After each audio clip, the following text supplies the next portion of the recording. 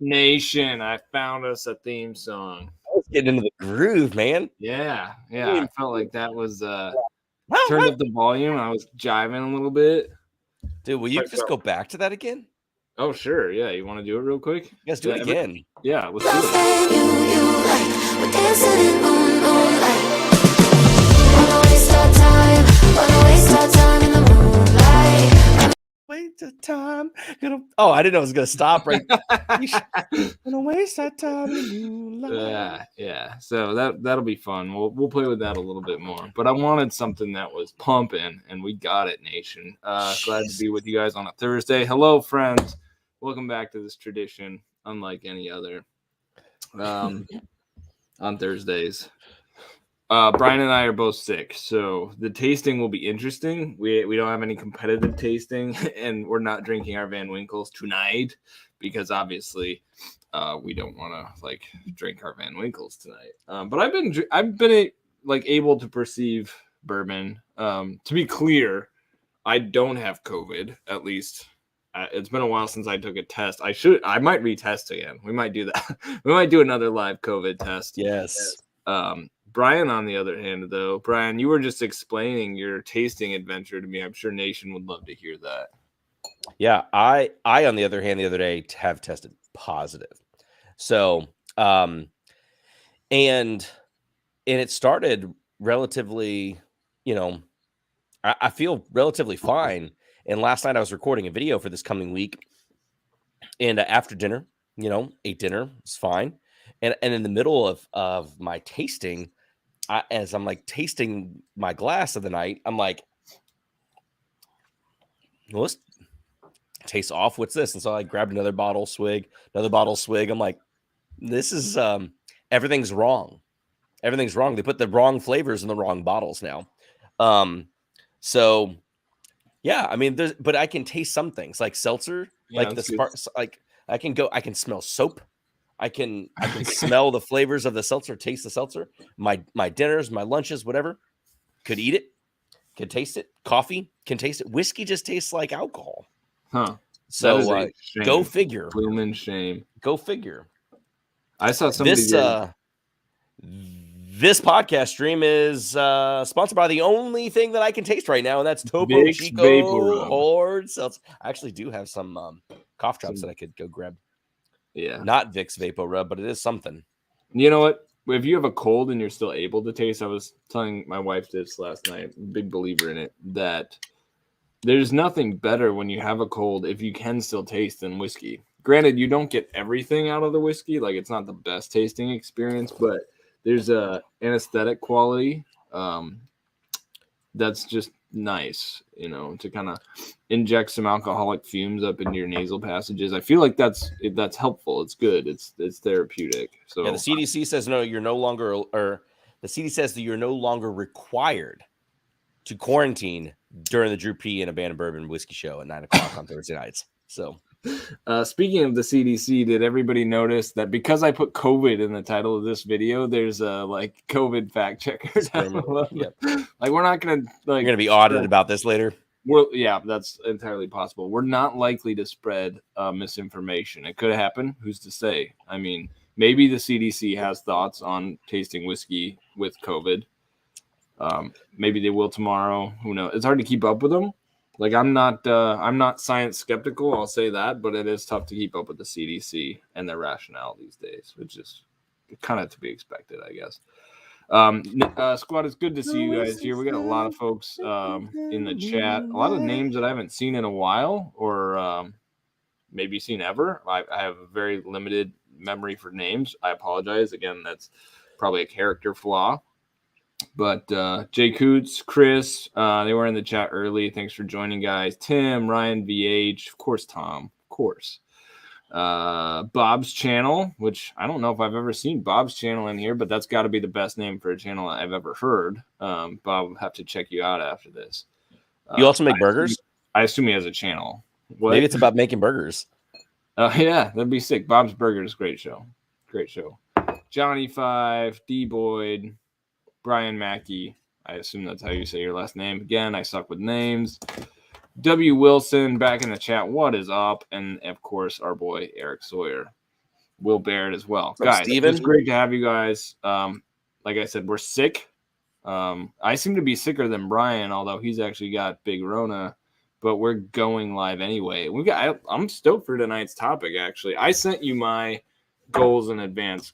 Granted, not far in advance. I'm surprised you didn't send me your affirmations list too. Yeah, which we've joked about before, and it's real. It's a real thing. That would be a fun show, totally unwhiskey related. But we're talking about our goals for this year. We'll get there after we get through our normal buffet of bits. What are you? How about you start? I'm happy to start. What am I drinking? I started with a tiny nip of Four Roses pick, and then I'm sipping right now a Dancing Goat pick that is not ours.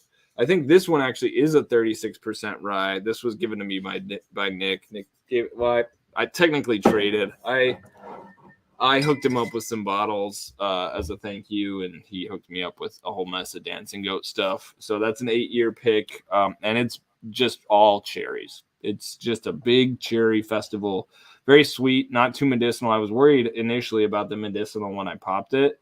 Like, it felt like it could have gone cough medicine, but it really mellowed out and just opened up in real nice sweetness. So it's solid. I look forward to tasting it up against ours when I come get ours next week.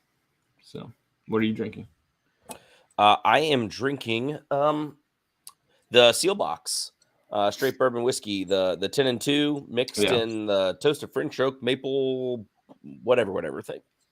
So that's what I'm sipping on tonight. Cam was singing its praises in his stream just a bit ago. Yeah, I have not had the batch 2. My buddy has picked up a batch 2. I'd like to try it. Okay. It's my impressions of it are very skewed tonight because it tastes very sharp. But historically it had some of the, it's like they'll tell you it's like breakfast in a glass, which it's pretty similar to. It had a little bit of savoriness, but otherwise it had some maple sweetness to it, as expected. A little bit of youthful grain is definitely present from that younger pour, it's balanced like by the oakiness. 2-year bourbon in there, right? Yeah, there definitely is. And you know my impressions of things that have mixed balance, things that come off old but simultaneously come off young. I think it's just because the way my mind works, they're strange because I'm having 2 different sensations at the same time. So I think that it's good. I think it's good. I think my initial review of it said that it kind of reminded me of uncut, unfiltered, but finished.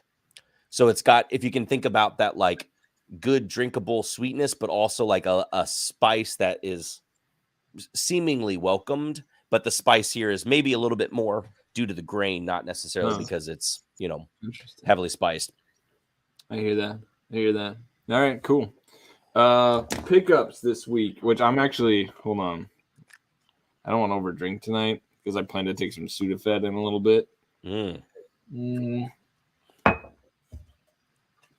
So, I don't think I'm going to wear my headphones the whole stream. You're going to see me switch to my earbuds soon. I was actually going to ask you about that. I was like, are you going to They were dead. They were dead. Remember, I've got the knockoffs, so you never know when they're going to die. They just all of a sudden don't work.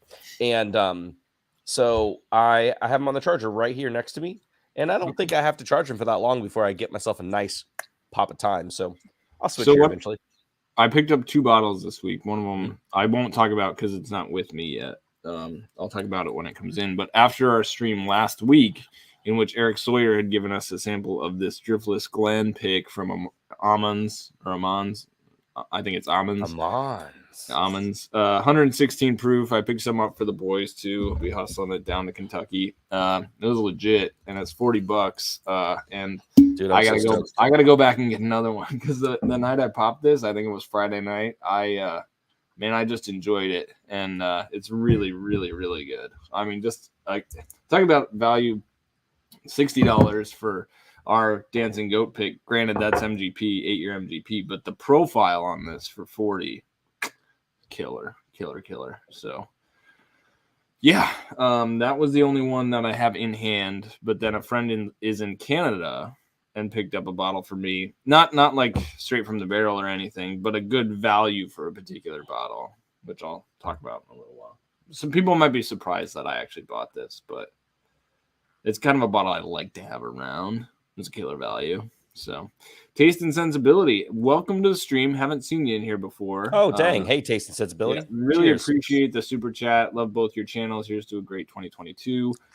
Yeah, so that's one way you can support Cheers, the man. channel. Super chats. Again, if you're watching this in retrospect, I have stopped putting ads in these. You might see ads pop up, but you won't, like, ads won't interrupt the video.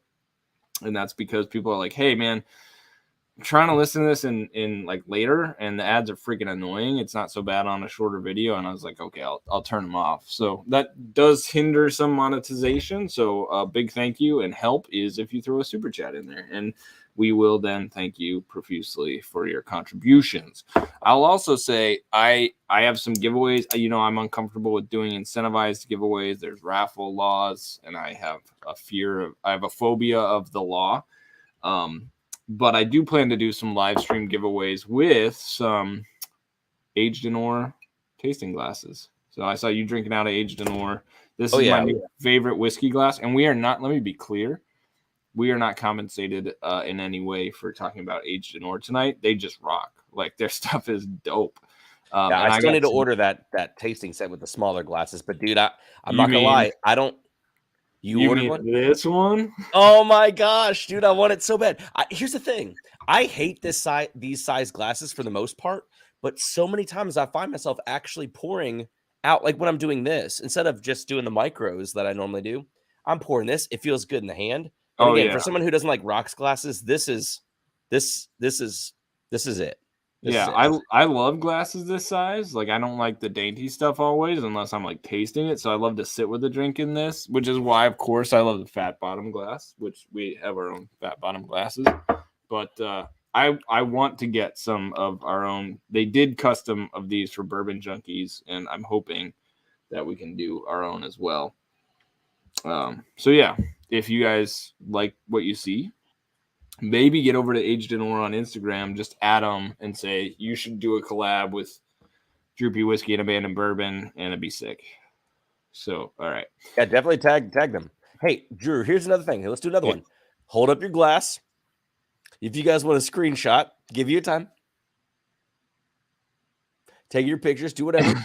tag us in your stories, whatever, and say Aged in Ore. Sponsor the Entry Proof dudes. Just because it seems better coming from other people and not us.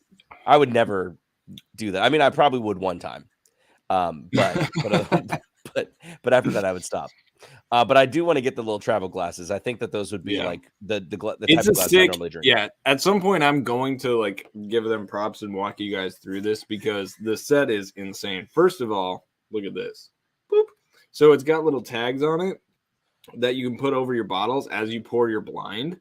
And then when you're drinking, it's hard to kind of like you see the letters here, but as long as somebody else has poured or you've sufficiently forgotten what letter you put on what bottle or just made sure you didn't pay attention to it, you can actually do a blind without, having to do stickers and markers and all that stuff. So it's really, really sick.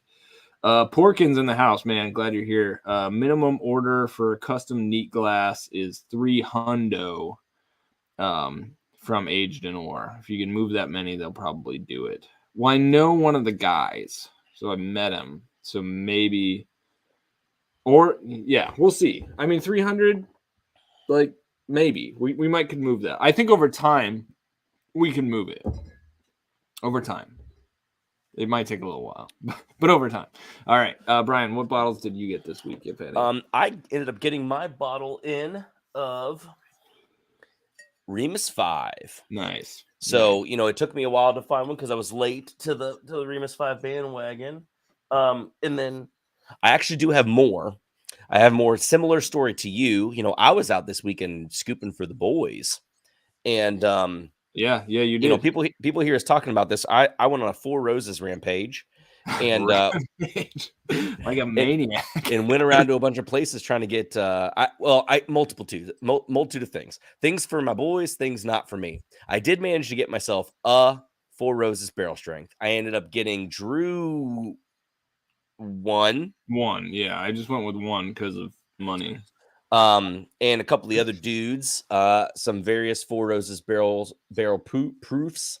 And then managed to scoop up a couple of Hancock's Reserve picks Yeah. as well for some of the dudes. So when Drew comes down, he'll be picking them out some goodies as well as Yeah, I need to actually update my notes of what all I need to make sure I leave the house as well as with. the smoke wagon, the clear glass smoke wagon that I have for him. Yeah, so you got smoke wagon for me. You've got all Yep. the entry proof picks. You've got the Hancocks, and then you got Yep. the Four Roses, and then I've Yep. got the driftless for you. Yep. All right, sick. All right, nation. Tonight we have a very limited agenda. We're both sick, so we probably won't go super long. But I highly encourage participation, questions, comments, and prayer requests tonight. But we're going to get into our goals here. And per usual, we did this with our trends. We just went back and forth. I mentioned a trend, talked about it. Brian mentioned a trend. We banter. We do the thing. But if anybody's drinking anything, any particular bangers tonight you want to call out, I'd be interested in seeing that. Normally, you guys shout that stuff earlier. Jeff actually said he was having a driftless rye. Nice. Jeff, good to see you in the chat. Porkins is drinking scotch. Mentioned he's not tasting super well yet, still coughing. So, man, that bites. It was Porkins that had it, right? That had Big Rona, or was that somebody else? Porkins did. Yeah.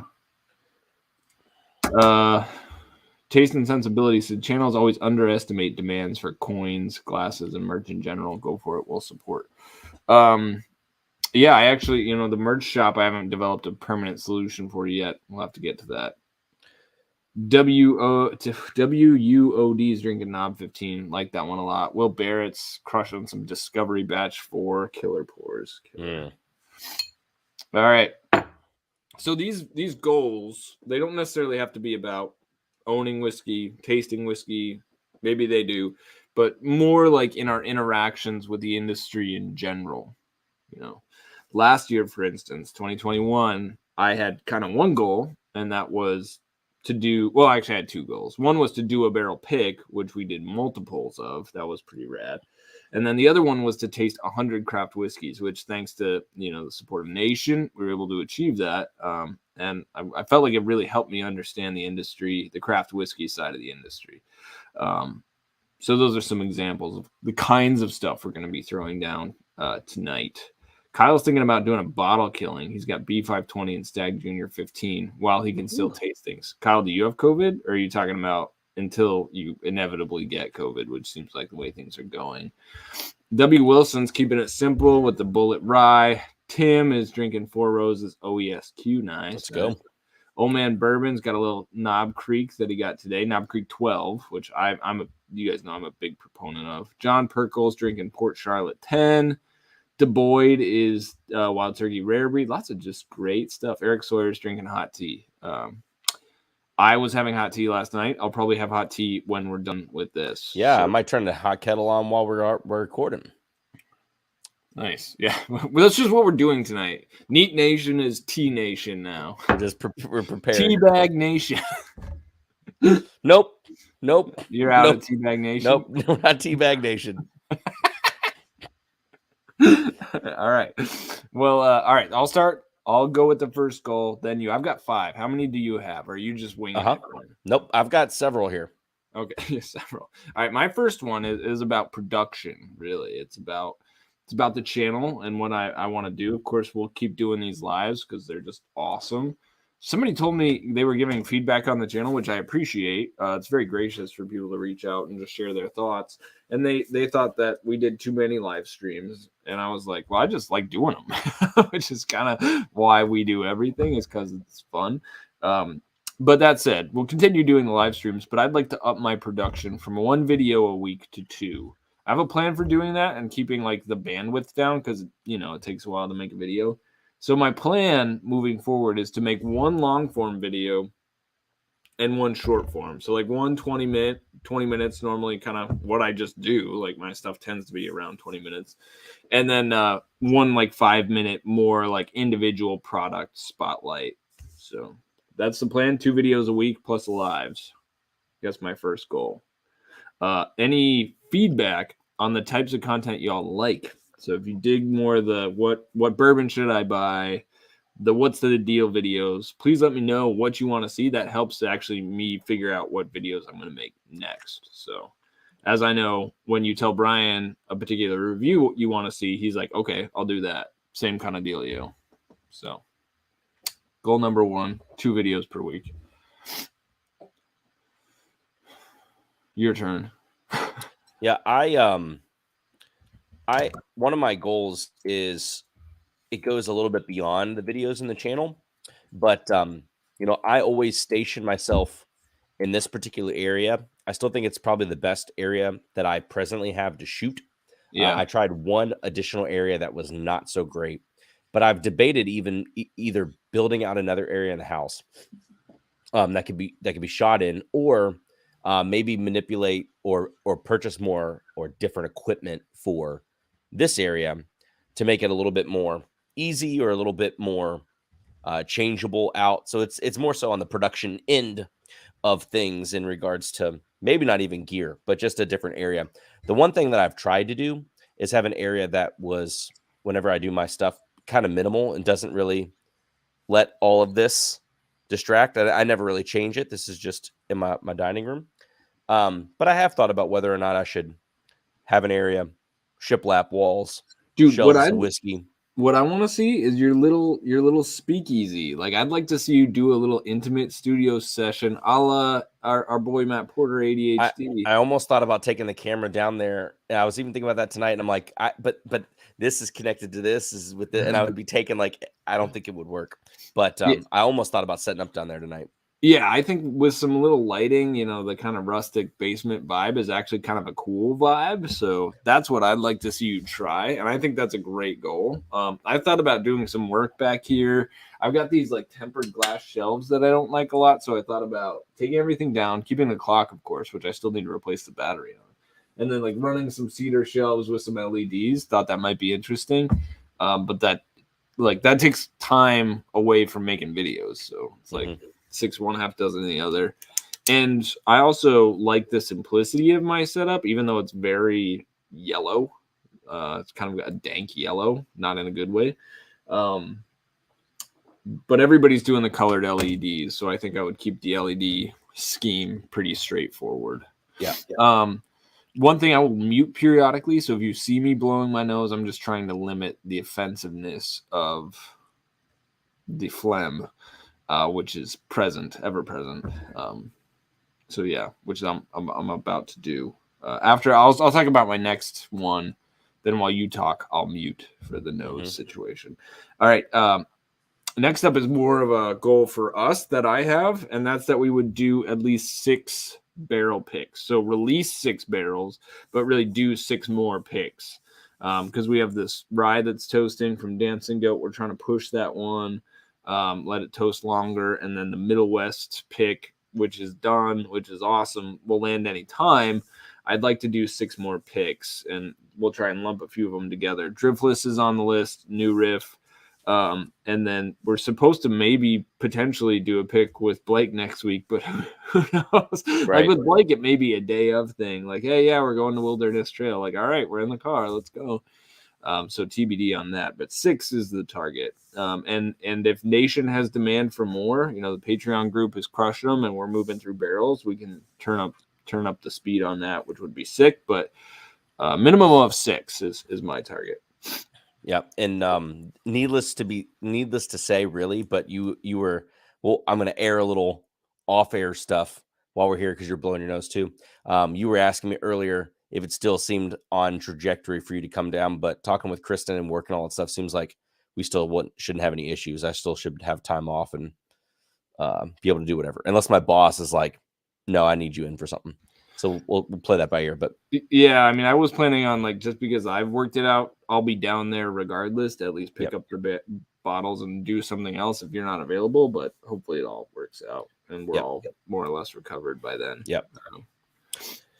So just real quick, if anybody from Nation wants to connect while I'm down there, we may have that opportunity, or maybe Brian and I can meet you at a bar one evening or something. So if you guys are in the Louisville region and you want to connect, let us know. I'm not guaranteeing anything at this point.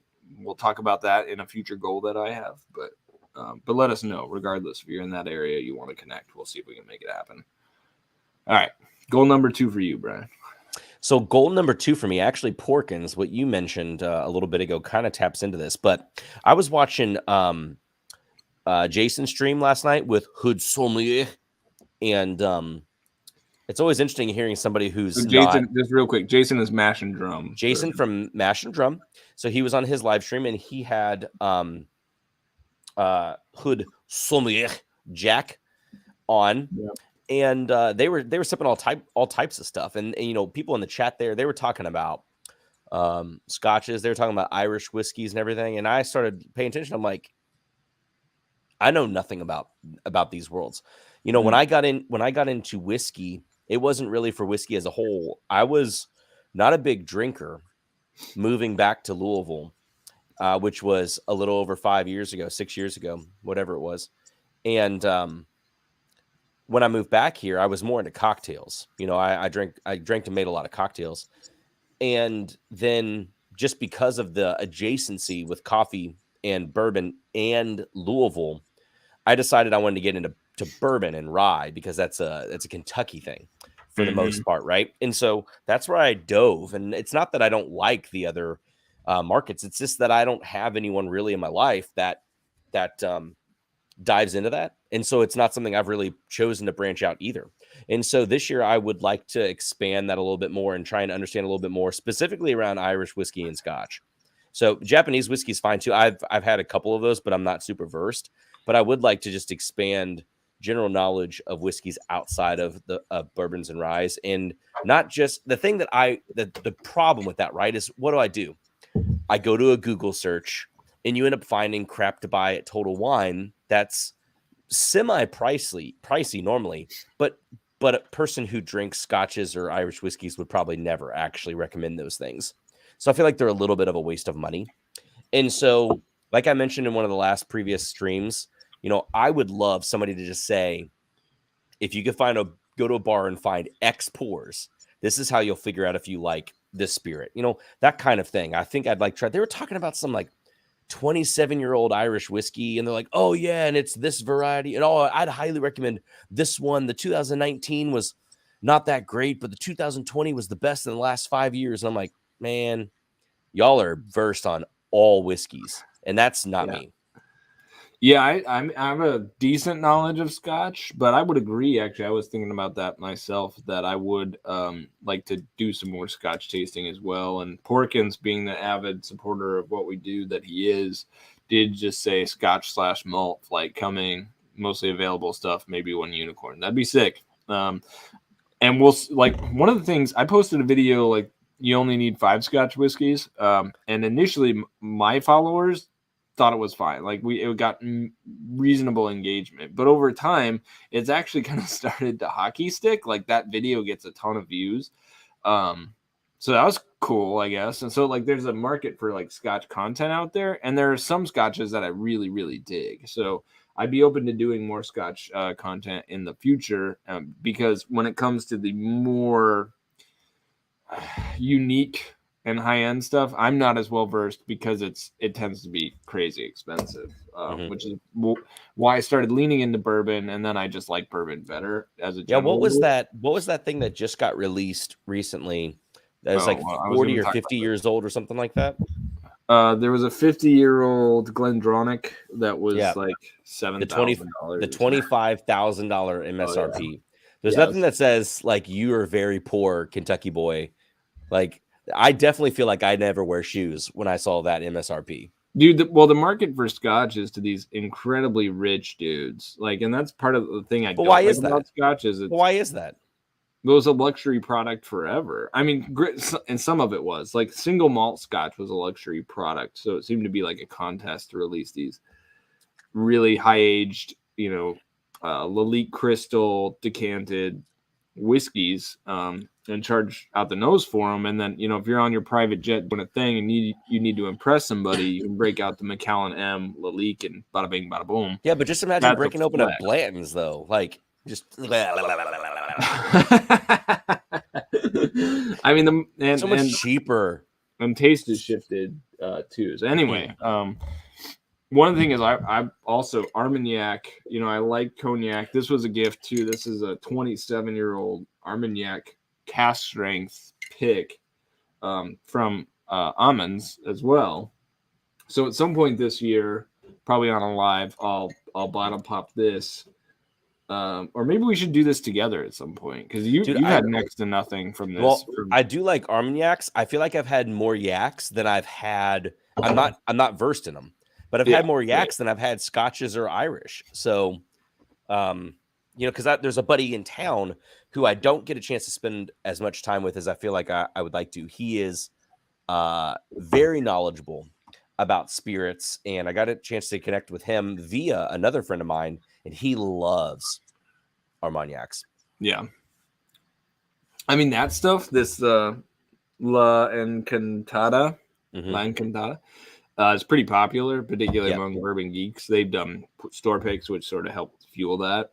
Yeah. But I've never had it. So it's a really expensive bottle too. It's just a very generous gift. So thanks to the person again who gave it to me. So I'm jacked to get into that. But now it's like one of my precious bottles because I just don't have that many bottles that are that expensive. So pretty rad.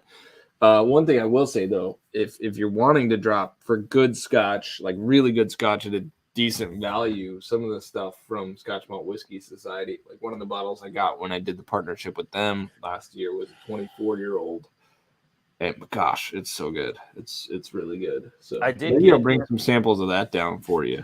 I mentioned it before, but I did get one bottle of Scotch for Kristen. Now we've had a couple. We've had Glenfiddich and like some other stuff like that. Yeah, whatever. But I did get her the Sassenach blended Scotch. This is from the guys who were in the show. Shoot, what's it called now? We've talked about this.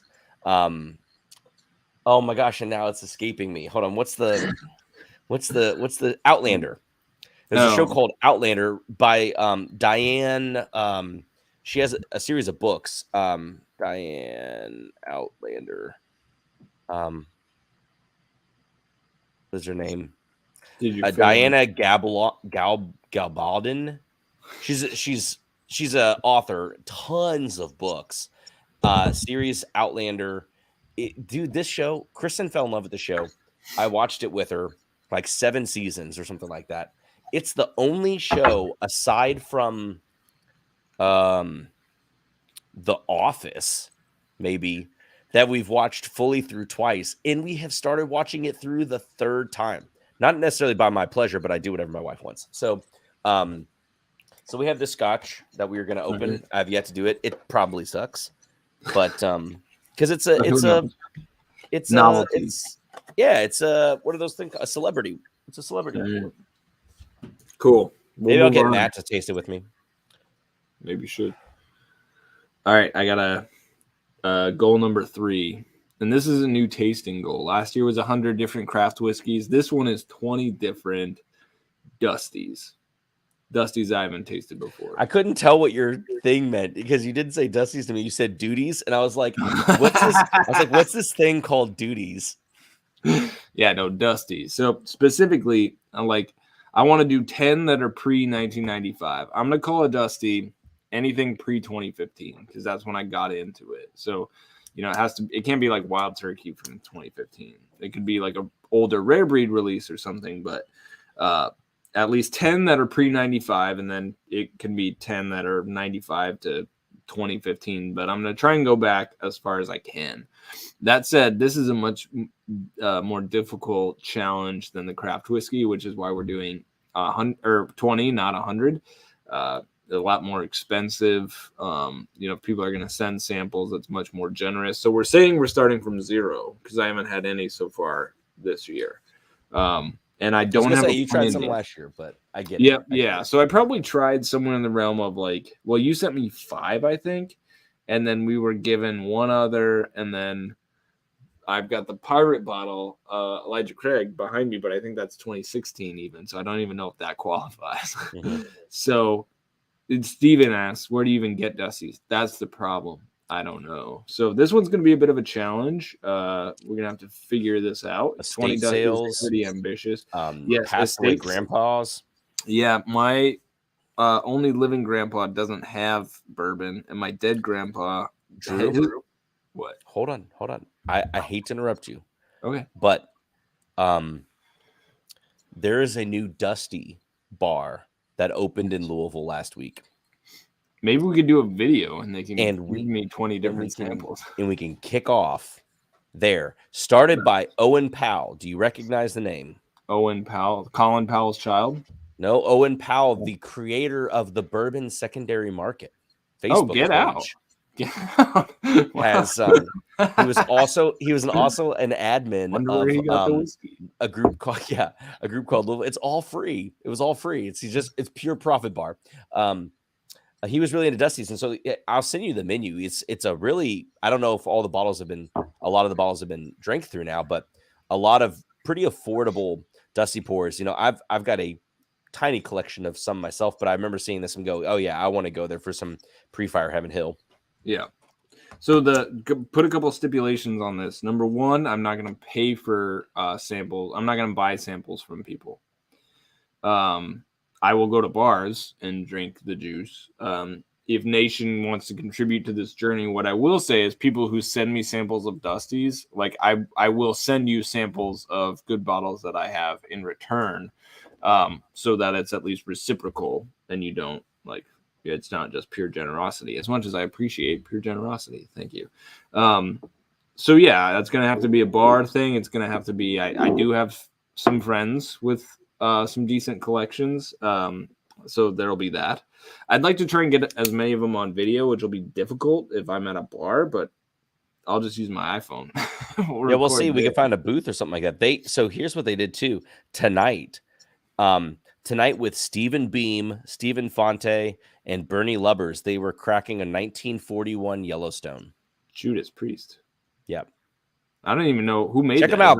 So this is it's neat. Yellowstone. It's neat bourbon bar and bottle shop. You should definitely check them out. Right. It's just to keep track of what they're doing.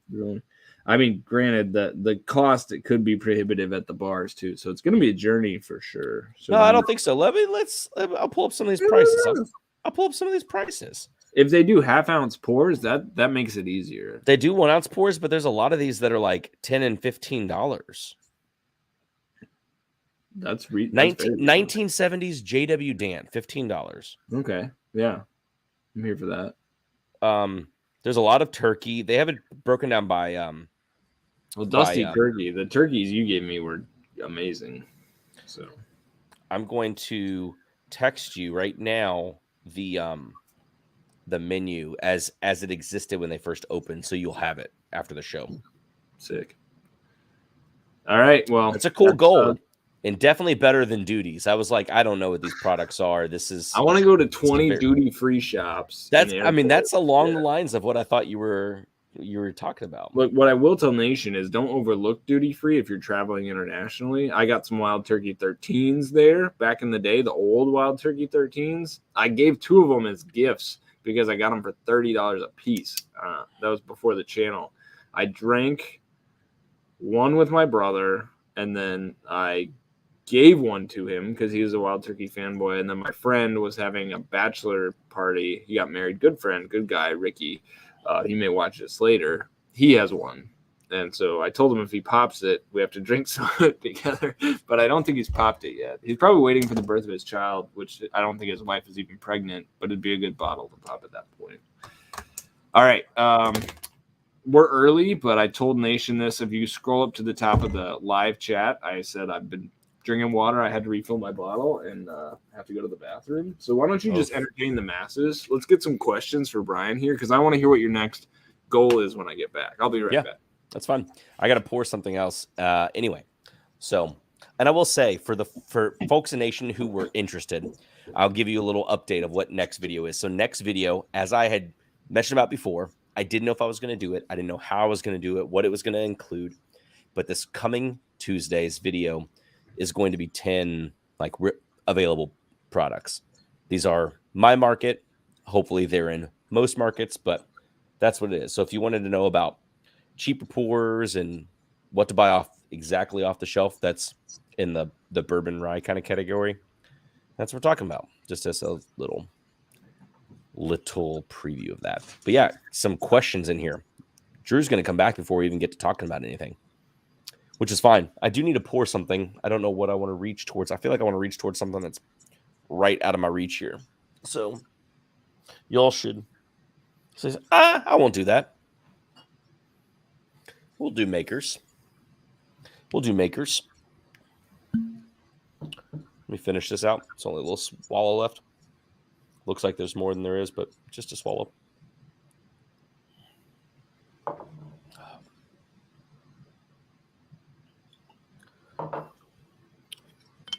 Nothing. No question. That's fine. Drew will come back here and we'll keep chatting with some. I got some good ones. My last one. I'm saving the last one for the end. No, it's not a bourbon and a rye video. It is there's it's just one video of things to grab off the shelf. It's tricky, man. I don't know that I would, and that's only because I stuck with 10 bottles total. I could break it down to like buy these things, but it's so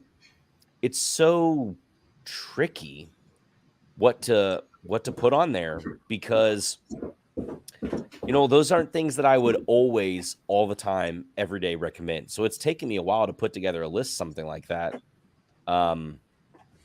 What exactly I want to put on there? Which makers? It's the FAEO2. Oh Drinking the hot cappy while you can taste. Yeah, this is a killer comment by Derek. Yeah, and I'm stoked to see you drinking both Remus 5 and Makers, because it proves that humans can grow and can change.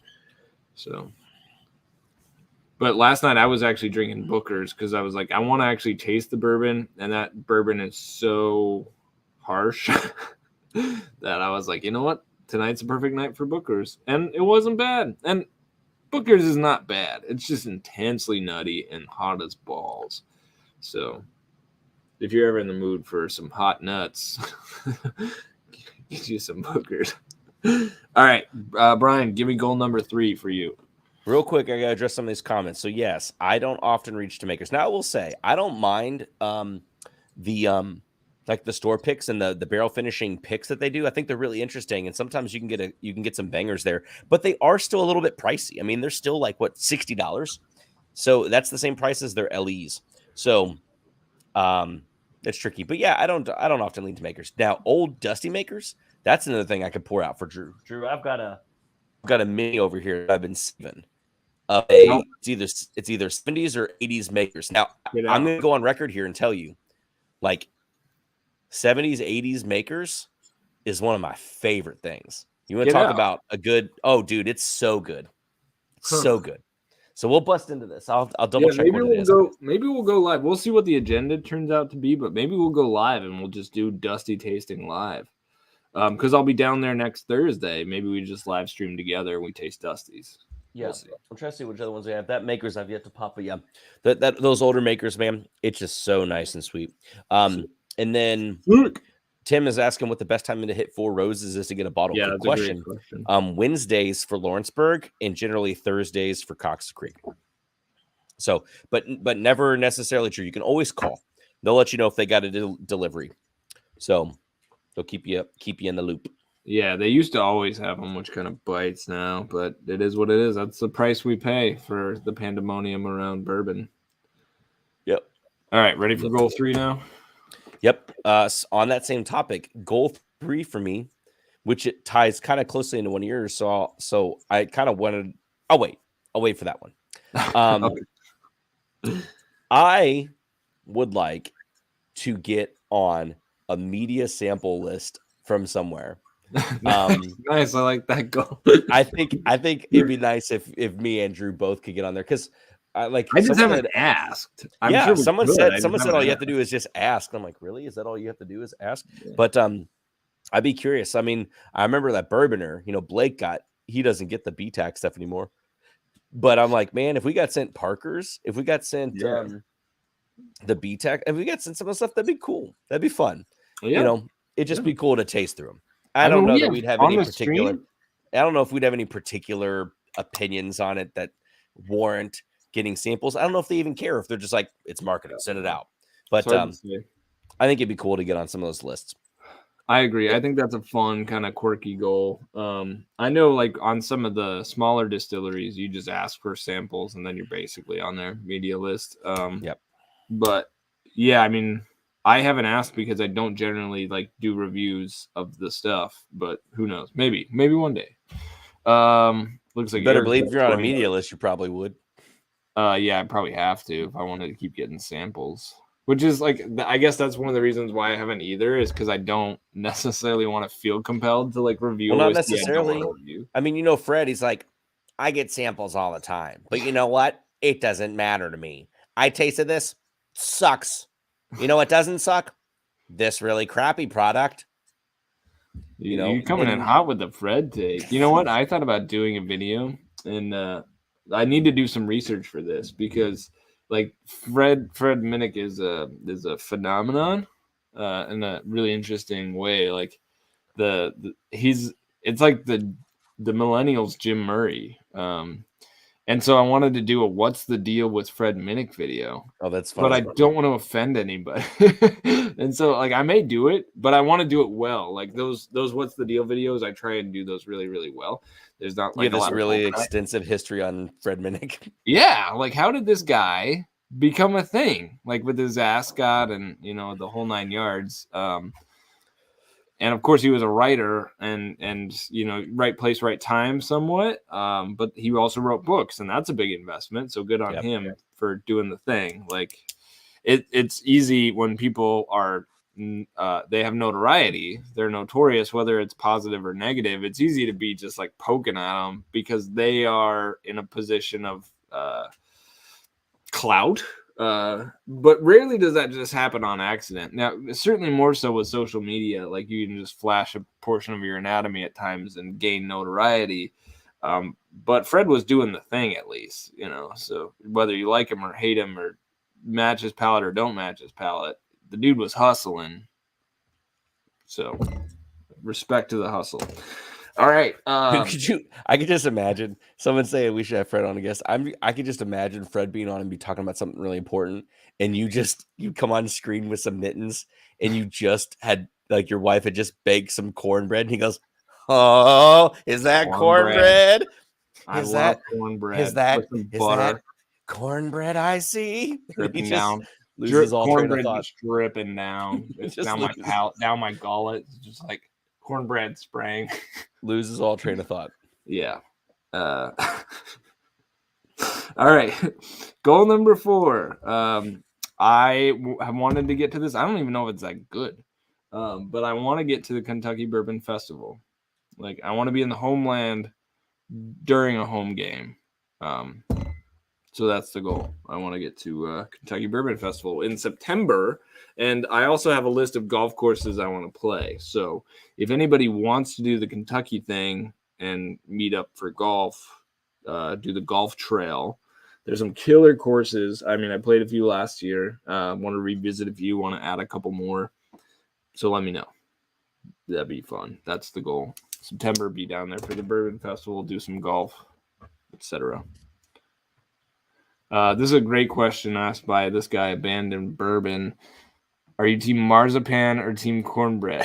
Oh my gosh, we need Neat Nation jerseys. Yeah, I'm definitely team marzipan. 100%. Yeah, I would be team marzipan myself. Yeah, better note. When he says cornbread, normally it's a Beam product. Cornbread. He's a ham. All right, goal number 4 for you, Brian. Well, again, you got me these all out of order. I think I have 6 actually then, which is fine. I'll go into this one. I would like to come up with a TikTok shtick. That's all. Like bourbon related, or doesn't matter? I mean, probably yes, but everyone, the most successful people on like TikTok or on those type of video things, it's because they have a shtick that they repeat, and people are like, "Oh my gosh, this shtick is really funny." Yeah, I actually followed a guy the other day that does like product tests, and he's from somewhere not here.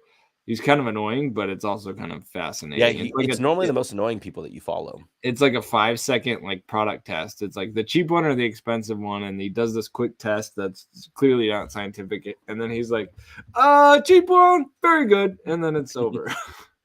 But I kind of like it. Yeah, I'm trying to figure out some sort of shtick that's like that would just be like let's work on this for a minute. TikTok famous and have some shtick. Yeah, we got time. So what should Brian do on TikTok? That would be funny. You could make your belly button talk. No, nope. Okay, no, that was an idea. I mean, I probably watched that. Anybody else who is not Drew have a suggestion? I'm just gonna write these down. Belly button talk. Ryan B says YouTuber whiskey tube impressions. Oh, you know what? You can moan while you do bottle pops. Gosh, no, dude, bottle pops are just the most sensual thing, and it's just it feels like you should moan when you pop a bottle. All right, I'm gonna write that. I'm just gonna do these. These are good ideas. I'm doing them. Moaning bottle. Nothing related to dancing. Dancing is. I don't get that. The dance. I mean, it's literally. I think the thing that started TikTok, but no. Yeah. Okay. Kyle says 5-second tasting notes of random things. I like that. I like that idea. It's a good idea. You just taste rando. Yeah, I really like that. That'd be good for you too, Brian. This is good. I like where this is going. A couple more ideas here. 60-second coffee reviews. That I don't know that would have the potential to gain any sort of virality. But 5-second tastings of randos. Mustard. Oh my gosh, I would love to do mustard reviews. It's like you guys watched Community, the guy who rates potato chips. Pretty good. Anything else? Any other ideas? Today's 5-second tasting. My microphone cover. Yeah, my steering wheel. Yeah, lots of good ideas. One description of a whiskey, and it needs to be wacky. A couple fans of the mustard. Seltzer reviews. I think other people are doing those. Images of thoughts. Welcome to the stream. You've missed a lot. It's been fun. One description of whiskey would be fun. But this mustard thing, I'm really thinking this could be the next thing. Yeah. Kristen was talking to me the other day. I'm trying to remember what it was. She had said something to me, and I'm like, this is gonna be my new thing, right? Gosh, I don't remember what it's obviously not that important. So, I like this idea from Terrence, the Kentucky chews, because you and I both have a pronounced chew, but it's very different. Yeah, I don't know if you get as many comments about it as mine. I feel like I get comments all the time. And someone's like, "Are you chewing?" There's nothing in your mouth. You just go back to the wafting. People are like, "Hey, is that dude chewing on a raw steak?" I got some brown sugar, some vanilla. I honestly can't even explain it. I can't even. You do what you do. Yeah, I never realized until I got in front of a camera how aggressive how much my jaw moves. But you're right. If people wonder, I tend to cut it out, so I don't get many people calling me out on it. Yeah, if people wonder why I have so many chops lately in my video edits, it's because I'm trying to chop out myself excessively, going like the ice cream guy. Carrot. The ice cream guy, which I'm pretty sure I shared that video on a live stream before. The Brian ice cream guy.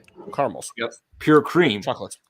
Pure vanilla. You gotta warm it up. The people in my office showed that to me, and they're like, this is you, right? Yeah, kind of is. But Terrence, I'm not embarrassed by much. Yeah, I've embarrassed myself more than I possibly could years ago. So, all right. Right now I'm just living and loving. So I like that TikTok one. That has nothing to do with whiskey, but cool. All right, unless it's whiskey related. Sure. Which a couple of these were. I think I'm onto the moaning bottle pops, though. I think that's going to be my thing. My last goal, at least for now, is that I want to have at least one Neat Nation meetup of some kind somewhere. Maybe it's in conjunction with the Kentucky Bourbon Festival. Maybe I talked about doing something in Wisconsin at Dancing Goat in March-ish. I need to figure it out. I just have to decide. And maybe we'll do multiples, but at least one is the goal. I couldn't open it up, to the world. It depends. I'm sure we'll have a capacity limit. I'm sure there would be more people turning out at Kentucky Bourbon Festival than would actually make a trek to Wisconsin, but we'll see. So, at least one, hopefully two. Do you have any more goals, Brian? Yeah, I feel like you have one more because there's one that you haven't read that I was going to play off of with another one. Oh, yeah, I skipped one. Yep, I did. skipped Because one. I said 5, but that was only actually my 4th one. Mhm. No. Oh, yeah, I had 6. My bad. And I wrote it down there, but I didn't write it down here. And that was, I want to do, of the 6 barrel picks, I want to do one at one of the big distilleries. Like, I want to pick... I want to pick a Russell's, or I want to pick a Four Roses, or I want to pick an Elijah Craig Barrel Proof. I want to. Yeah, and that's one of mine is that I would like to get a Four Roses pick. Yeah. And I did submit for us to get one. I doubt it will happen, but I did submit for it. So we'll see. Yeah. I mean, if I think I said if I could choose any one, I'd probably choose Four Roses. Or Stag Junior, I don't know. After that tasting that we did, I think an Elijah Craig Barrel Proof pick would be sick. It'd be entertaining because we know that there's a pretty broad spectrum of flavors going on there. But with the Four Roses picks too, I mean, what did they roll out? 4 barrels for you at Four Roses, so it's not like Dude, that like much. 8. 8? I heard Yeah. it was like 4. You have 8, and sometimes you get up to 10. Sometimes Wow. they'll put all the recipes out, That'd but be only fun. very rarely. Yeah. I mean, I really wouldn't do it based on recipe. I would do it 100% based on the No, they palate. cover the barrel heads, so you don't know, but sometimes they're all there. Yeah, that would be really rad. Porkins dropping this dank goal here. His goal is to play golf with me. Hopefully, on your home course. that Porkins, leads us. where is your home course, dude? Where at? Where am I coming? Like, because I'll meet you there.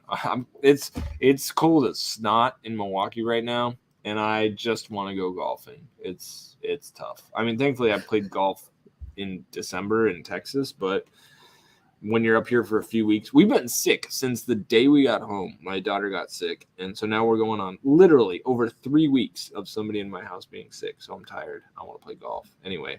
Oh, we're playing in Seattle. Let's go. I'll bring my wife, so I'll need to leave her somewhere while we do that because she would be bummed if I went to Seattle without her. But that sounds great. Just gonna write. I'm adding this to my list of goals as well to play golf with Porkins in Seattle. That sounds really cool.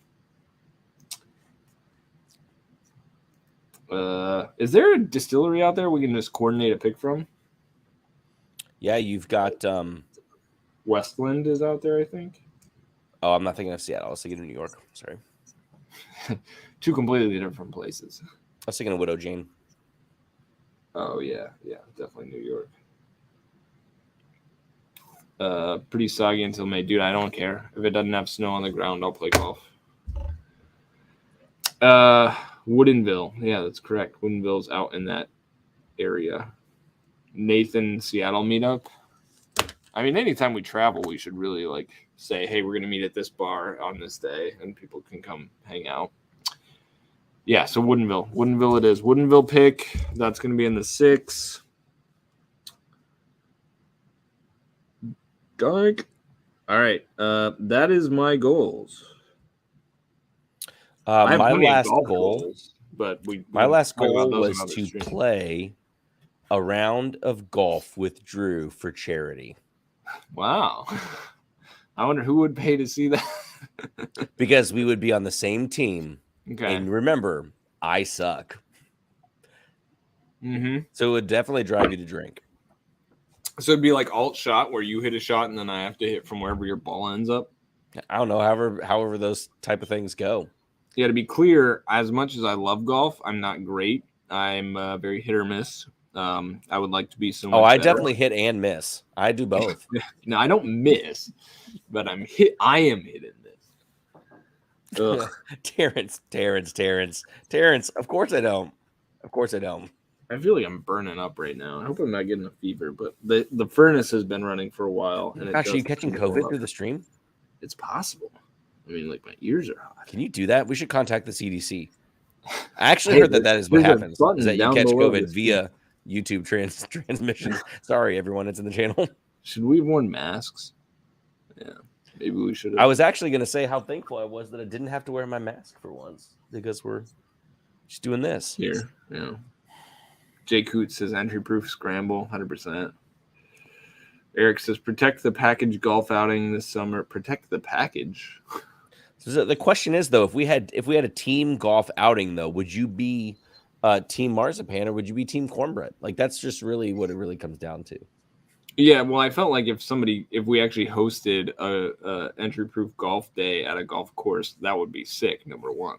Number two, you'd have to be on a team and I'd have to be on a team. And then If we challenge Fred Minnick to a golf scramble. That sounds like fun. He has to we could do a whiskey tube scramble, and you have to have teams of 4. That's what a scramble is, obviously. The whiskey tube scramble. Yeah, of whiskey tube personalities. I see it. And then get some people to visually do video production so that we can actually post it. Yeah, donations to charity. Of course, always. 100%. Do any of the other tubers golf, or do they just talk about it? I don't know that anybody. I know Blake golfs, but he's not on Whiskey Tube. Of course, Drew Colesbean golfs, but he's not on Whiskey Tube either. I don't. What if know. it was Drew? What if it was me and Drew versus Drew and Fred? Nice. Winner gets their own Willet barrel. Dude, I'll take a battle axe to their knees. Let's go. Let's try it. Let's try it. Man, the chat is on fire tonight. Yeah. And I have nothing else to say. We're just kicking it up. I exhausted. Now we have an hour just to get crazy. Dude, I wasn't even planning on going till 10, but as long as people want to hang out here and do the thing. Yeah, man, I feel great. He said Bourbon Junkies have a fun golf video, which I got to look that up now. I didn't realize that was a thing. And he said Destination Bourbon is a really good golfer too. Cool. We'll have to ping him too. Where is he? He is in Michigan, I think. They're all in Michigan. I need help. I'm literally out of content. I don't do well without an agenda, so I could think of something to add to the agenda, something we want to talk about. I feel like, you know what? I need to buy some time. Here's another, Drew. Here's another. Hold on. I gotta buy some time.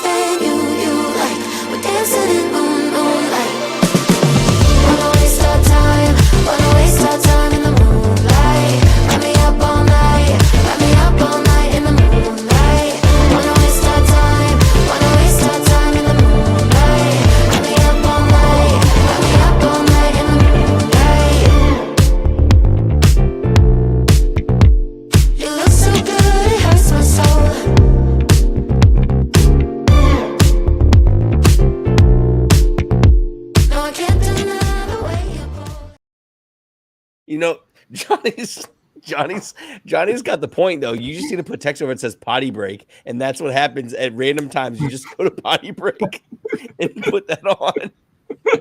Come on. We can make different dance parties. Oh my gosh, if you had more stuff to throw in, like that, that would be amazing. We can make this live so lit. A bit, yeah. No, we could definitely do that. Yeah, that video puts the P in Drew P whiskey. That's what Johnny says. Cheers, Tim. Thanks, man. Appreciate that. I think what I'm going to spend the whole next week doing is putting together little videos, and you should contribute that we can just interject throughout the stream to keep the vibes. Yep. Keep the vibes on point. We're gonna be like that radio DJ who just whoops, puts that stuff in all the time. Art noises. Does anybody actually do that anymore? Is that actually a thing? I don't even know. I don't think that we can pay our way into a Four Roses pick, but I'm pretty sure I would if we could. So we'll at least use that toward the aspirational energy to get a Four Roses pick. I did talk. I wasn't trying to get sympathy, but I definitely was I'd like to do an F cancer pick with the injury-proof dudes and bring my dad before he dies from cancer. So we'll see. And if they say no, then they're heartless. It's fine. If they say yes, then great. Fantastic. It worked. Yeah, I'm sure we can get somebody to sell that bottle to charity for us. We'll just sell it to charity. I ran it by Blake. I think we would just like Oh yeah, it just would be run like, you know, through like that 150 system. bucks or something like that, and the 75 of it or whatever goes Yeah. to charity. Yeah, I'd To do like that. the cancer, whatever it is. I'll I go don't know much about that stuff. I figured it'd be okay. Terrence mentioned that he saw Elijah Craig toasted on the shelf for 90. That is ridiculous. I enjoy it sometimes. It's actually a good bottle to have around for blending purposes if you enjoy blending at home. But it ain't $90 good. Like, I wouldn't pay more than MSRP. Not any more than MSRP. Porkins, he says, Oh, he thinks he got Terrence, that no. malt flight sorted. So I think I've got the flight, so like the flight to get us scotch or the flight to get us to Seattle to play golf. The flights. Oh my gosh, if he can get, could you book us flights to Seattle? Porkins, so generous. Yeah. Cheers. Let's do a cheers work to schedule is Porkins. flexible. Everybody so raise a anybody glass has for Porkins for buying us plane tickets tonight. Thank you. If anybody has some miles they want to redeem, I will bring the whiskey if you can get me down to play golf anywhere with you because my work schedule is that flexible, which is nice.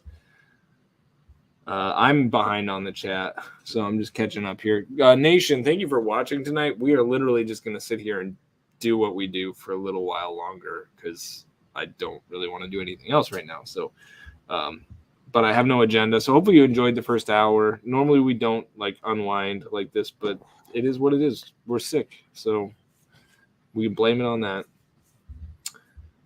So now I blame it on the alcohol.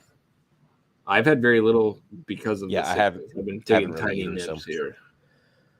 Terrence, OBSV pick made me a believer. Yeah, so Tom got on the Four Roses train. Both him and Kyle, I think, were not on the Four Roses train pre-Neat Nation. So, we do what we can. We're big evangelists, as you guys know.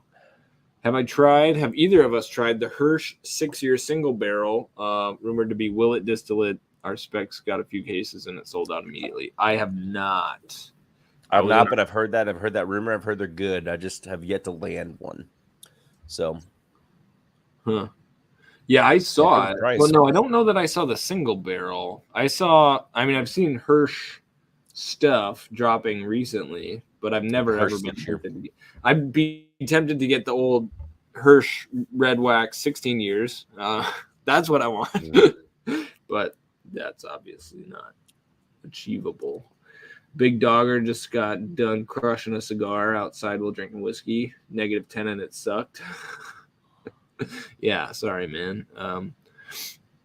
Maybe you could engineer a room sealed off from the rest of the house, like use some weather stripping, pop the window, and just say that room is the cigar room. Like, one of the things I've found, not to get into marital counseling here, but if you guys just approach the relationship, not that it's this simple, but what my wife and I try and just do is like, what do you need? We ask that question a lot. Like, what do you need? What do you need today? What do you need this weekend? You seem exhausted. What do you need? Also, just say if they want to do it, just say yes. Like, if they can always do what they want to do and you can always do what you want to do, and sometimes you just have to negotiate the schedule, that's pretty cool. So that's what we try and do. It doesn't always work out. We got kids. Obviously, we can't always do what we want to do, but that agreement that we're going to try and facilitate what the others want to do it's a good place to start. I am sweating. It's like MT with this great question. Are there any releases that we haven't obtained yet that would consider a 2022 goal? I'm so behind in the chat. Good grief. Like, well, just, we were talking about our goals, but neither of our goals were actually about obtaining anything specific. Well, yeah, I mean, that's tough. It's like the whiskeys that I want to obtain, I would have to do so through secondary means, which I have decided not to do. And it would cost so much money. Like, I can't bring myself to be like, I really want, one of those Eagle Rare 101s from Prentice. Like, that's on my list. I did that video of my all-time wish list, and I would love any of those. And certainly I have goals softly that I want to get them, but I'm not doing anything to actually pursue them. But I mean, look, I did look at next year's release calendars to see if there was anything, because I thought about doing a video that, like, what are you hunting in 2022? I thought that would be an interesting stream, and we may do that. But anything I want to get to, very similar to this year's, there's very few things I think I could potentially get. Russell's 13 was new enough, and because it was Wild Turkey, I thought there might be a shot I can get this, but I still had to get really lucky to get it. But what's your answer to the question? I just totally monopolized that. I apologize. No, it's fine. I mean, I feel like as someone who likes older whiskey, and I feel like it's like the unicorn to go after would be like, well, you need a Michter's 20, which is like unobtainable on every level. I don't think Nation knows this. I don't remember if we talked about it or not. I don't have it. It's over here. I can't grab it. But I ended up getting a sample. One of my friends, I don't think he really watches the show, but he does watch my videos on occasion, gave me a sample of last year's Michter's 20. And so I've not tasted it yet. I will do a video on it.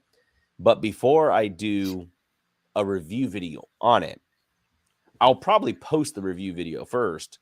But what I'm going to do first and record first is I'm going to blind the Michter's 20 with the Four Roses 20. And the biggest reason for that is because profile-wise, I think they're kind of similar. But I'm curious to see how close they would be to one another, considering that one now is like its retail is here and its secondary is there. Yeah. And the other's retail is here and its secondary is here. So obviously both secondary prices are above the screen, but it's this price admission. I'm just curious to see how they'd go head to head, or if they would. So I think that'd be really, really fun. It's a bottle I always thought I won't lie. I try not to go crazy about how something looks, but the Michter's 20 is a sexy bottle. It is. I completely agree. So Bob, did Fred give Ludacris that Michter's celebration? I thought it was his, but did Fred actually send him that bottle? Because honestly, I wouldn't give anybody a bottle, let alone like some dude I don't know, regardless of whether or not he's a famous rapper. Like, I have zero respect for celebrities, though. Like, I'm just not fascinated by them. Kind of what you were saying, though, and still on the question that MT had mentioned, you were talking about that Prentice Eagle Rare. I think I don't like living in like trying to set these unrealistic goals or assuming that I'm going to know that I will like something necessarily that I'll like. There are plenty of things that I'm like, oh, I want this, but I don't know what it tastes like. Most of those are older whiskeys. I feel like going into a new year, and from like some of the things that I've tried in 2021, I feel like I definitely have noticed that, everything's kind of out the window. I want to be able to try things if I have a chance to, and know that, I can be surprised by stuff I didn't know was going to come out or didn't know was good, and things that I expected I can, could turn out to be really bad. So I'm completely open. I try not to, just see what happens and see what's good. I mean, half of America likes a apricot brandy finished rye. So you just never know what's going to happen. Which, thanks to a friend of the channel, we are getting to taste the 16-year-old Barrel Seagrass, which is what you're talking about. That's right. Which that was sent to your house like today or tomorrow, so we'll be able to taste that while we're down there. We either are just gonna crank out videos or we're just gonna go live for like 8 hours. Well, this is really important. I say it's really important. We've mentioned this before. You and I talk about it sometimes off air. So Nation, who obviously it's a little bit skewed because you're here with us live, but one of the questions that Drew and I always think about is, when it comes to content creation, I don't really like the same content being both in video, like a live stream, and then just cut for the audio version. But the big question that Drew and I feel like I've tried to wrestle with is, do people want more audio, i.e. the podcast topics, clean cut, put out regularly, or do you want it to be more videos? Because the tastings that we do could be in audio, just as easy as they could be done in video. And it's more so like medium wise, what kind of things do you want where? So yeah, it's a fair question. Kyle's a YouTube only for your boy. I've been very YouTube only. I do listen to podcasts myself. But I'll also sometimes just turn on YouTube and then just listen to it like it was a podcast in the car. I have lately found myself watching more YouTube stuff than podcasts, which is weird because YouTube you got to keep open. Even if you're not watching it, right? You that is, keep it open. I hate that. Yeah. Which podcast you no. If you can open, I think with the paid YouTube thing, which is stupid, but if you do the paid YouTube thing, you can then keep it open that way. So the whole crew from Nation definitely has team video, which is really interesting. Which is what we thought. I mean, because they're here right now. True. But it's also like I just said, like I'll take, so for the golf content I digest, I'll take both YouTube and podcasts. So it kind of depends. Like I like to watch. We could try and chop out. We could try and chop out some things that make sense. Maybe some of those topics, we can topical things, audio, talking, tasting things. Unlike the dad's drinking bourbon reviews, maybe we can make sure that they're videos so we can. I think we should just make a big montage of moaning bottle pops. Oh yeah. It could get out of hand. Yeah, podcast does do both. That's true. Questions? How do they do both, or do they do the same thing in both places? That's a good question. Like, do they record the video? Because I know a lot of people who do podcasts, and the videos that their channel does are audios, really, on the with an image. And we would be doing the opposite. We would do videos and just cut the audio out. I tell you the biggest problem I don't like it is because I feel like you either have to do the post editing, which on like something like this that's 2 hours long would take forever to chop up. So it's a lot of time to put in to chop that, or you put it out as is, but the interaction with people like you all, it gets lost, I feel like, on the listener. And so it's like, should we just cut that and put it out? Are people fine with that? Does it need the audio edits? Does it not? We could try it either way, I guess, but now all these people are just saying don't even bother with the audio, generally speaking, which we can talk about and we have talked about. But if that's the case, we've reached a moment of crisis. And that is, if we're just going to do the streams, we actually need to name these things. And is this entry proof at that point? Like, because it's different than what we had initially intended it to be, which is fine. One of the things I've learned about business strategy is you have your strategy, but then you learn things as you go. Like, and so you're faced with these emergent strategies, and you need to be sensitive to them because it actually might be the best path forward for you. That's actually completely stolen from Clay Christensen's book, How Do You Value Your Life? If you're looking for a good book, it's good for business and non-business people alike.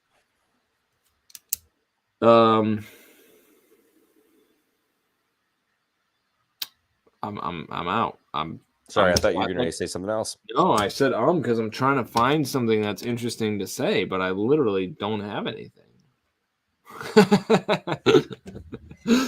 I will say I'm looking forward to the trip next week. Hopefully it does happen. Hopefully we all recover and then it's fine. I do have a place to stay. You got to bring me some fancy coffee this time.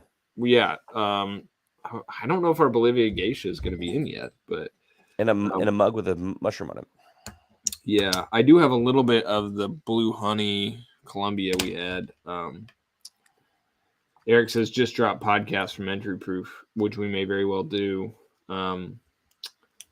We go by like a million names. We go by Neat Nation. We go by Neat Nathan. We go by Nathan's Bourbon Club. We go by the broader community. We are not Neat Nation. We all are Neat Nation. Like, it's true. The community here is Nation, which we are members of, no doubt. And then Nathan is it is the embodiment Our of mascot. nation. Yeah. Nathan is the representative of nation who does in fact not exist. and then we are our individual entities, and then we are so, Nathan's good mustard luck. reviews. Thanks, Nathan. I should make that for TikTok cracking right it. now of Nathan's mustard reviews. So we did talk about, I think in our Patreon only stream, we talked about creating Nathan's Bourbon Club, which would be a sample swap, which would be fun. Mm-hmm. I want to just start a bar and call it Nathan's Bourbon Club. That would be pretty sick. Yeah. The non-podcast of a million names. That is 100% accurate. Should we taste something? Should we talk about tasting with a cold? I already mentioned. I threw some Let's do that. Let's talk about strategies for drinking with a cold. Oh my gosh. A case of press. Here, I'm going to give you some truth here. Eric, I would definitely take a case of press. I to be honest, I just haven't gotten Total Wine to look for them. And I will tell you guys something. I know that they're our temporary unofficial sponsor of the show. These Topo Chico ones suck.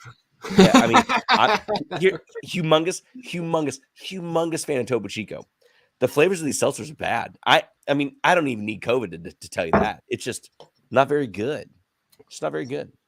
Yeah, Nation, just keep the questions coming. We'll do like from the gallery kind of vibe here, so that will be helpful. Otherwise, I literally am just gonna hang it up because I feel like a buffoon right now. But this is a great question from MT. Which whiskey tube channels have you not collaborated with that you are excited to do so with? Well, I want to get Matt Porter back on because he's just a joy, but we already did with him. Scott from My Bourbon Journey is, local, and so he and I have texted multiple times. We just almost did something, then didn't. So at some point, we'll do something with Scott in some capacity. We plan to meet up with Perry when I'm down in Kentucky. I messaged him the other day. I said, which day will work better for you? And I'm pretty sure he ghosted me. So maybe he doesn't think I'm cute anymore. That's probably true. Yeah.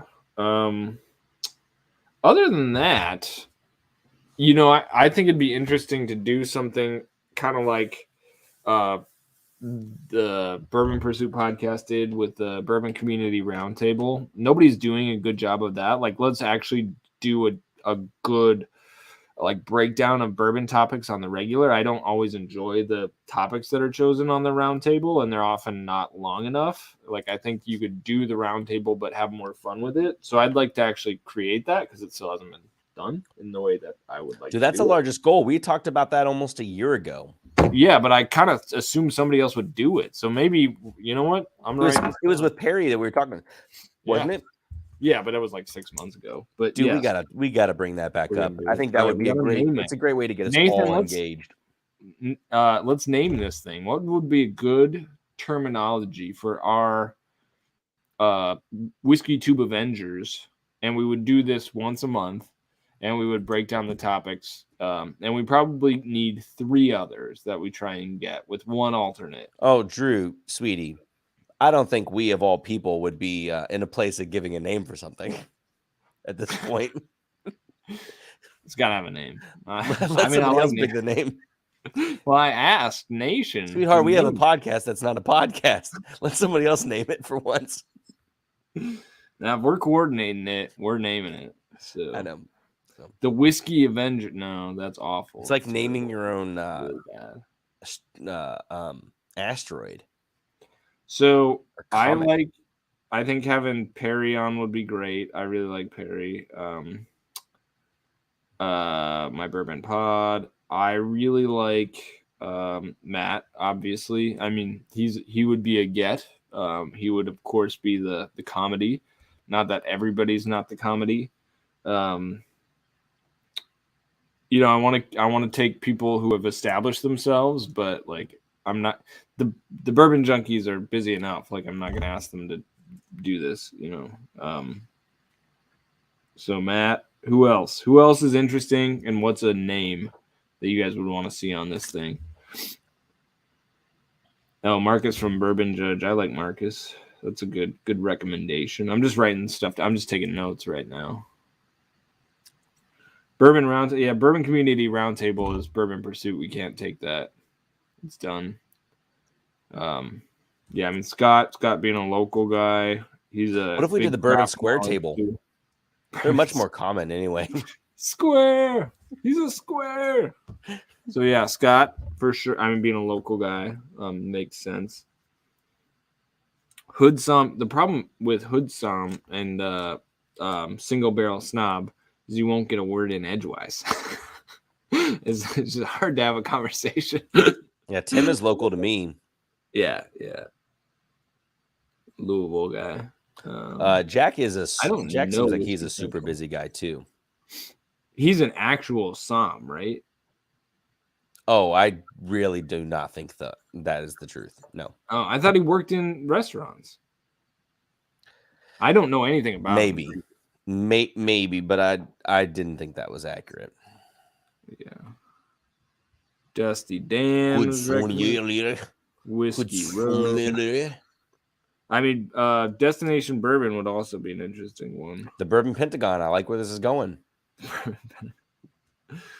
Yeah. You guys got any clever ways we can work in some nationalism? Yeah, the two dudes from Bourbon Kingdom are here in town too. Oh, I don't know them either.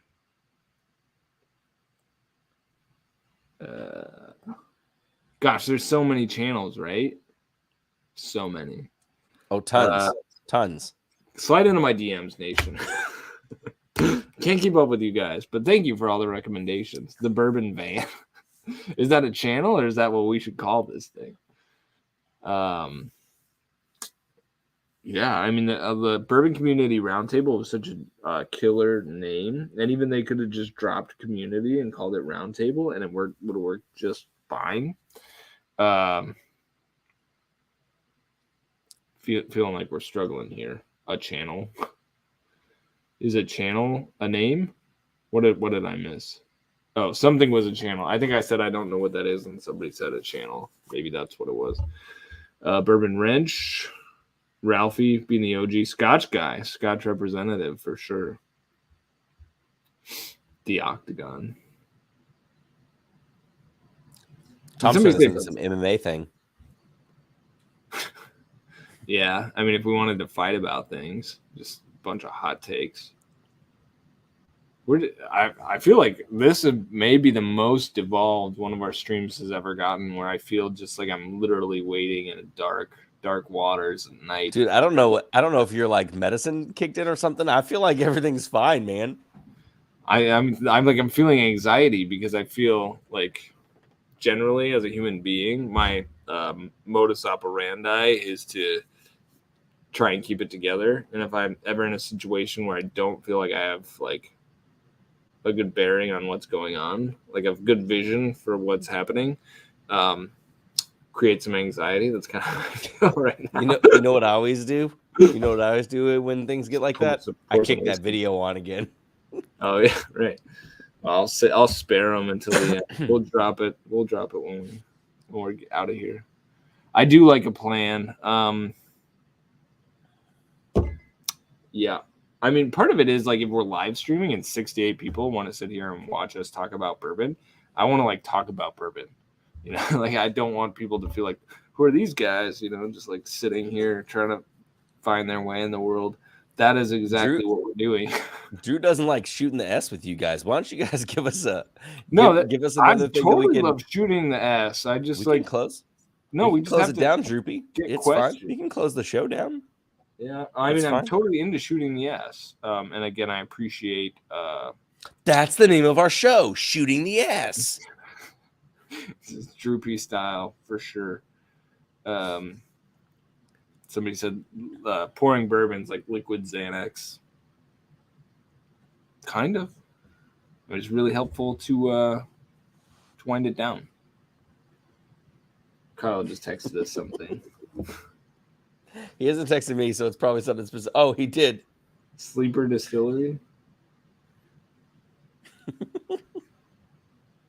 Man, I got a sleeper. What is that? I don't know, man. I don't know either. Kyle speaks in codes. I don't really know what he's talking about. I don't know either. Oh, you sent me this neat bourbon list. Oh my gosh. Wow. Nothing gets more off the hinges than Drew than picking up his phone and just being sucked into meta. Yeah. But I just saw the text from Kyle, and then I saw your text with the bourbon list, and I found that interesting. That neat bar to actually get on a topic looks Isn't it pretty so neat? cool. Literally, it's its name. Yeah. Bourbon on the square. Any shape oriented names. Shooting the S. All right. So what Kyle was suggesting also goes into actually a question someone asked us a long time ago. So what Kyle is asking us was a sleeper distillery. Who we think in 2022 is going to be the next thing to pop Oh, that's off. a question. He's feeding us topics. Now it's a question. It makes sense. It's a question. And God. similarly, I'm trying to remember who it was in the chat. So I apologize because we've been interacting, but they also asked in the chat. It's whoever was also talking about doing the Bardstown flight. Woo! But they had mentioned it wasn't Terrence, but somebody had mentioned which distillery to get into this year. Yeah. Like what's the next thing to like for them to go on a binge and drink stuff from? You know what it sounds like? I know nothing about them, so the chat can kind of chime in. Everybody's talking about, it seems like, Penelope.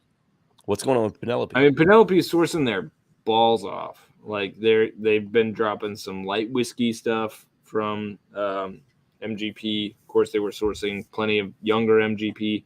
They're finishing stuff in weird ways, but I don't think they've released any of their own distillate. I think it's all MGP up to this point. Am I correct?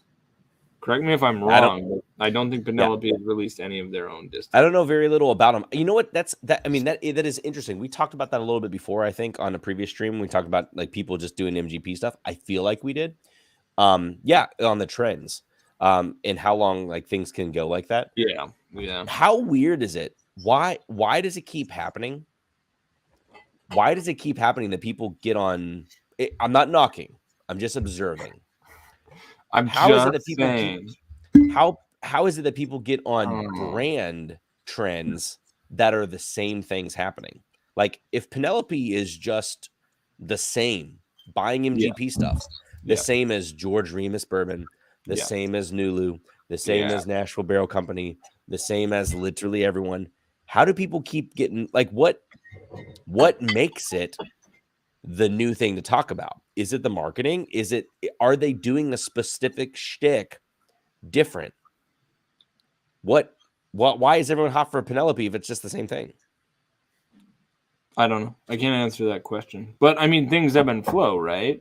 Who was Pinhook was pretty hot for a while. And then that's a dangerous question, MT. Kind of want to move on to the next thing, I guess. So sleepers, a couple of people threw out sleepers. Penelope is an interesting deal, but they're just not doing their own stuff. Spirits of French Lick would be one that I would call out. I want to taste more stuff from them, but seems to be up and comer. I mean, Starlight is getting a lot of heat, a lot of buzz in them. And then Obtainium has just done some really interesting stuff with sourcing as well. So if like we're going to talk about Penelope, we should also talk about Obtainium. Somebody threw a question in here. I am not, just for the record, not that there's any shame in this game, but I'm not on Xanax. I'm not on any medication for mental health. Not that I shouldn't be, because I should be, because we all have stuff. But at this juncture, I am not. But I'm open to it. But I've never been diagnosed with anything. But if you're holding, just slide into the emails or no. If you think that I should be on medication and you are a doctor of some kind, please let me know. I've heard of people being like diagnosed with cancer, like through things like this. They're like, dude, you got a weird lump in your neck. You should get that checked out. Like, oh, okay. Andrew Beck and I are on the same exact thing, man. Wilderness Trail. I feel like once their stuff gets 6-7 years, I think that's going to be the one that's going to pop off. People are already talking about it. I think it's going to go off. Which one? Sorry. Wilderness Trail. Oh, yeah, for sure. Yeah. I know people are messing with me, too, for the record. It's totally fine. It's probably justified at this point. MT, did you have you tried it yet? I'm really curious about that because someone had messaged me asking me what my thoughts were about it because it's more than Obtainium, but it's cheaper than Old Carter. How So much trying to was figure it? out where. I don't. Maybe I want to say it was like 90 or 100, but I Oh don't my remember. gosh. MT, can you correct me? I have a bottle left of Obtainium 13-year light whiskey that I got for like $50. That sounds awesome. I would take that. I have it. It's mine. I only have one.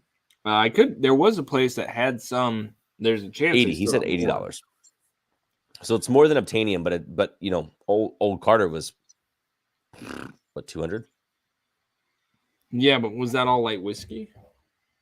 I mean, it was American whiskey. We don't know what that is. I mean, light whiskey too is like you don't even have to call it light whiskey. You can just call it whiskey. I'm pretty sure they're American whiskey, light whiskey. I could be Like wrong. light whiskey sounds like an awful branding tactic because it sounds like diet whiskey, but it's actually really good. Although there are other things labeled as light whiskey that are barely aged, just means it's probably aged in used cooperage.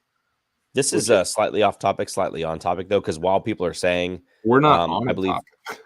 Well, so Andrew Beck's saying to Terrence, I believe Nulu Nashville Barrel Company and sell them 5-year or all around 65 now. So Terrence saying, speaking of sourcing, yeah, Obtainium, I have a light whiskey from them, but I saw a 5-year MGP from them for like 65. Seem high for a 5-year MGP. Yeah. This brings up a question that I was previously on Drums and Drams, Cam's stream, and someone had brought up a question talking about the entry price. I don't remember the context. I think it just came out.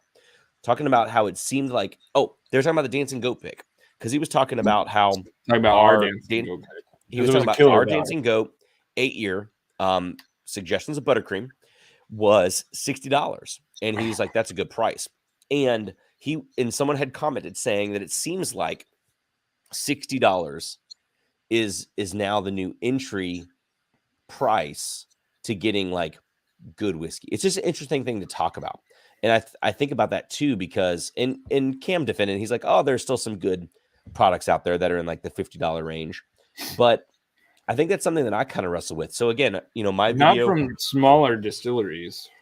Like there is good stuff out there for less than $60, but it's from the big guys. Yeah. Yeah. It's just interesting because you have a lot of people out there that are price conscious and they're like, well, I don't want to spend more than this. And for a while, it seems like, well, the argument is only like chasing things. It's not actually finding affordability. But then see, even Jay mentions $10 a year. Well, that's true, except for some things that are on all accounts better than the $10 a year. But people are like, well, that doesn't, like, if you were to say Elijah Craig Barrel Proof is $120, people I don't think would say it's as good of a value as $75. Well, $75 way beats the $10 a year. So why does the $120 no longer fit that? I don't want to branch that far off from where I was going. What I'm meaning is that it's interesting. I don't know that it's as easy to recommend if you want a full package, quality, flavor, all that stuff. Is it typically going to be north of $60? I don't know. Yeah, I mean, probably. Like most of what I'm buying these days is north of 60, but periodically you'll get banger single barrels from craft distilleries that just rock your socks. To Tom's point, Middle West Spirits is doing some really rad things too at younger ages, accessible price points, smaller barrels. I might add. But yes, trying to get your single barrel pick sent to you for confirmation does prove to be a hassle. Rudra, to be fair, the guy, our POC at Middle West, said he sent a bottle, I assume a sample bottle, to me to confirm, which I never received. So I asked him to send tracking. He said he was going to send another bottle. He never sent me the tracking from the first one, and I've never received the second bottle. So it's just like, we may never get this Middle West pick. It was really good. It's been bottled. It's ready to go. So I might be like, you know what? Just send it. Is it though? Is it though? Apparently. We'll see. Yeah. I mean, Rudra was a really nice guy. Really enjoyed our time with him. So, I don't want to throw shade, but at the same time, I want our dang whiskey. So.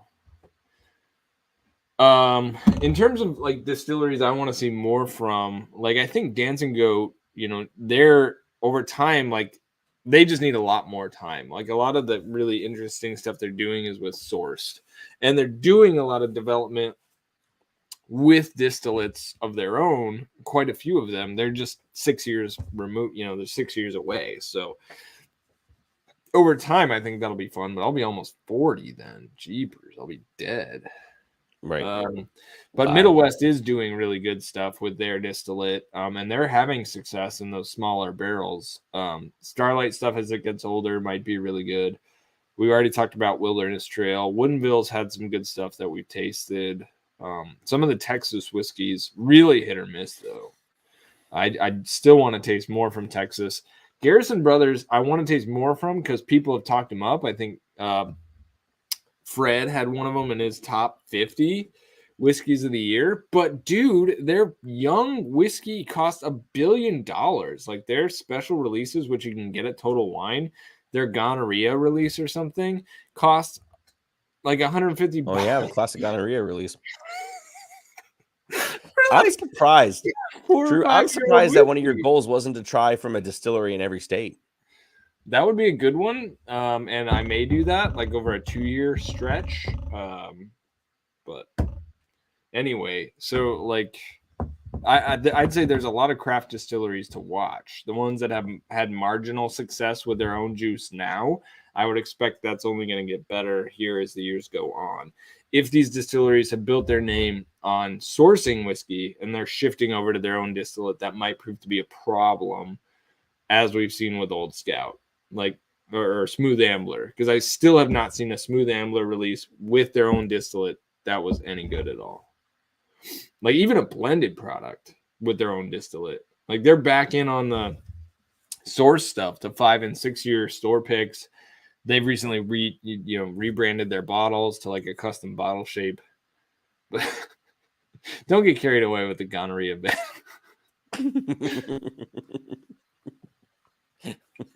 Yeah, what's the actual name of that thing? It's like Boromira. It's too close to gonorrhea, honestly. Like if somebody, like as a person who does some marketing, if somebody came to me and they're like, hey, we've got this name for this bourbon and it looks anything like gonorrhea, I'm out on it. Let me look it up. It's remarkably close. Maybe it's not as close, but it's the first thing I thought of. So Garrison Bros, Balmoria, that's what it is. Okay, maybe it's not that close. Close enough. Too close. Too close for me. Too close for comfort. So funny. Yeah, here's how you actually spell it. I'm putting it in the chat here. Garrison Brothers Balmoria. It's the H. Oh, there's a nice instrumental band called Balmoria. I never would have gotten that mixed up. Well, I didn't know the band. Yeah, we're getting now good channel ideas. We get the gonorrhea roundtable. Oh my gosh. Oh man, this is bad. Like I said, this is definitely the most off the rails I've been. Maybe this is therapy. Maybe it's freeing. Maybe this experience will cause me to like lighten up a little bit and breathe deeper. Francisco, welcome to the stream. Cheers, and Francisco. thank you for a very generous super chat. Yes, here's to you. We've gone off the rails, but he's here for it, apparently. Watching Drew recently as Bourbon Channel and enjoyed the chill vibe. Topic from 2022 goals. I feel like chasing rare stuff is too time consuming. I kind of agree with you at this point. I already spent like $10K the past 2 years on bourbon. Yeah, holy smokes, dude. But I Store picks. But yeah, that's kind of what I'm into too, is the store picks or hitters. So it's more about like, hey, what's dropping in your area? But yeah, these $200 to $300 special releases that are off the shelf as soon as they get there, or they're in raffles. Like I didn't do any raffles. I didn't stand in any lines this year. I'm like I just like, you want me to go to the store every day and buy something to enter? Is like, I don't have that kind of money and I don't have that kind of time. And I have plenty of whiskey, plenty of good whiskey to drink, and I can get the store picks. So as Eric and I with Matt Plutz, you know, we kind of like team up together to get the dank store picks, the Elijah Craig barrel proofs, the Four Roses for each other, you know, as they drop around the area. And that's helpful. Like just get your network, pick out the stuff you like, you know, get your squad and get that stuff. M. Evans says he needs to get to almonds. Yeah, you do. You know, almonds and timers to me are kind of the leaders in the area in store picks. I think almonds probably is in the lead. They're a little bit further from me, but they have so many store picks, a lot of different kinds. And like I said, I got to go back and get more of this driftless pick because it's pretty sick. Francisco, you're a hero, man. $20. Like, that's a big drop. We'll buy a Dusty with that when we're down there in Louisville next week. Hey, Tom, you better be careful. We will definitely suggest that you buy an espresso machine. We don't suggest that you buy two. That's your fault. Yeah. I mean, he didn't ask us first which one to buy, did he? No. I didn't answer. Yeah. No, he just went and bought one. And then he's like, which one should I buy? Went and bought an espresso machine like a complete lunatic.